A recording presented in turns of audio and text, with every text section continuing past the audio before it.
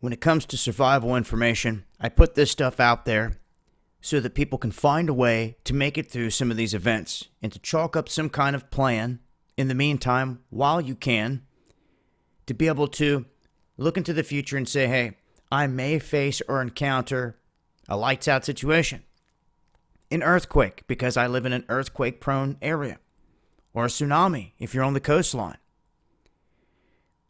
flooding if you're in a floodplain. These are things to think about. When it comes to the Pacific Northwest, there's not a whole lot of talk about the potential for the catastrophe that could strike up in this region.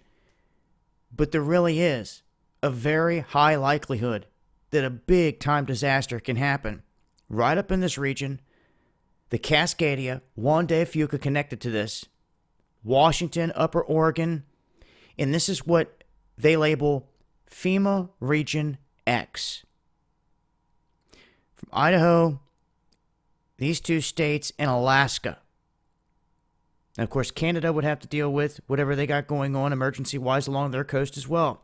A tsunami generated by this would extend down into California into a whole nother FEMA region.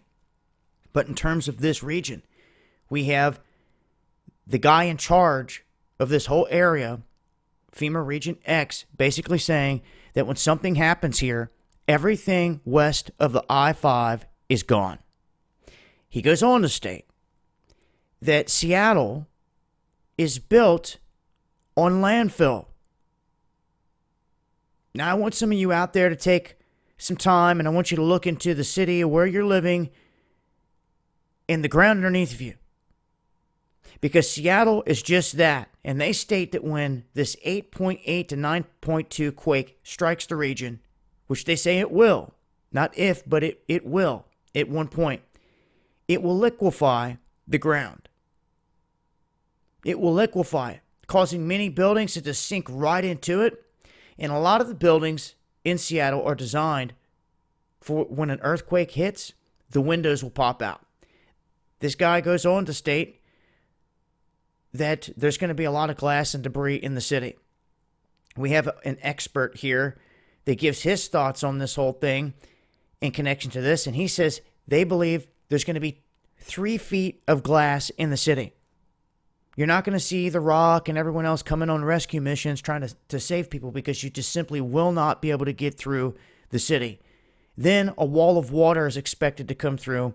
And for those that don't know, they state that the Cascadia can generate an earthquake up to 30 times more powerful than the San Andreas. Of course, they've got a movie on the San Andreas, and of course, the San Andreas can do a lot of damage. But the fact is, they're not paying attention to the one that can do more damage, wipe out multiple states, and unlike the San Andreas, the Cascadia, they say, can form a tsunami because the San Andreas, the way that it moves going the direction it does, would not generate a tsunami. This is what they state in this information. Now, I would think that if it hit close enough to the coast, there was still some potential, but I guess the way that the plate moves in the area, they're saying the big issue is going to be the Cascadia here. In that Tacoma, everything west of I-5 is going to be gone in a situation like this.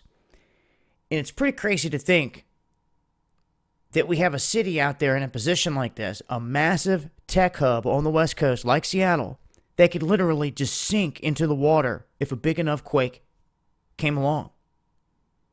I mean, it would be on a scale of which we've never seen.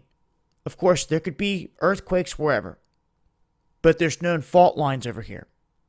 This is also on the Ring of Fire. This is also in the neck of the woods of one of the deadliest labeled volcanoes in America, which is Mount Rainier. They say that if it blows, it could just dwarf what Mount St. Helens did. And this is another crazy part about it. This is why I do these videos. You need to stop and look where you're at, because 150,000 plus people are now living on the old mud flows of the last eruption that took place in terms of this volcano. 150,000 people are just sitting there in the path waiting for the day. What do you think is going to happen when the day comes if it takes the same path? They're all going to get wiped out almost in an instant. This is something that I would like to label like the common sense factor here. Do not live in a floodplain. Do not live at the base of a volcano in the volcanic pyroclastic flow path. You know, the old ventilation tubes or anything like that you've seen any kind of activity. Be far away from. If you're going to be on a coastline, I would not be sitting there at sea level. I would be up on a mountainside or up at an extended elevation, and I would have a plan. Now, it may be some time before this ever happens. Maybe 100 years. It may be sooner than later. I just already know that when it does happen, it's going to be so catastrophic that it'll probably cripple this country. You lose a city, multiple cities, in an event like that, there wouldn't be no one to go to war with or anything like that. It would be just a straight up disaster.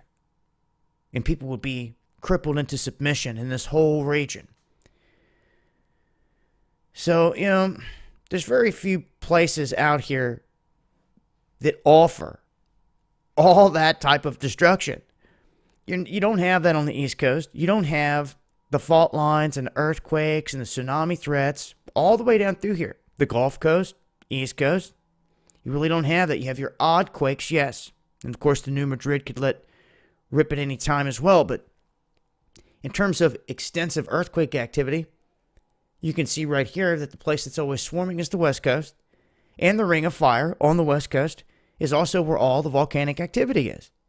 So if there's going to be anywhere that sees a natural disaster, in my opinion, that is at the highest end of the scale, it's going to be the West Coast. It's going to be somewhere out here. We've got supervolcanoes, volcanoes, and massive fault lines that run through here and intersect in different regions as well. Like I said, the one-day Fuca plate that runs down through here has always been one that's caught my attention. And this region is always quiet.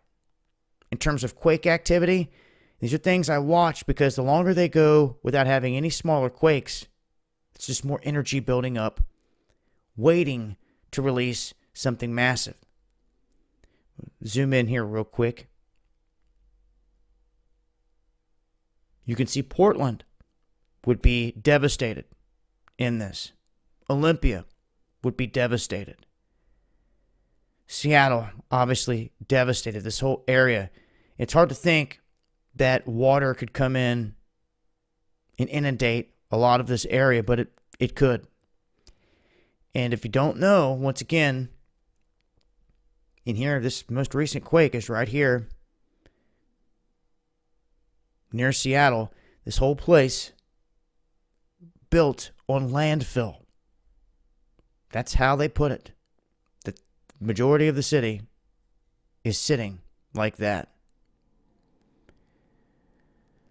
Never been to Seattle? Don't know if I ever will be, if I ever make it out there. But I do truly believe at some point in time, Seattle will be one of the first cities to go in this country in terms of natural disaster and everything else. You can see Vancouver Island would be affected. Vancouver would be affected there. Now, Vancouver, not built up on fake land like Seattle. So things to keep in mind. Like I always say, you live in an area where there's fault lines, activity like this, you want to know the geology around you. And I'll constantly be updating with more tips and information in terms of survival.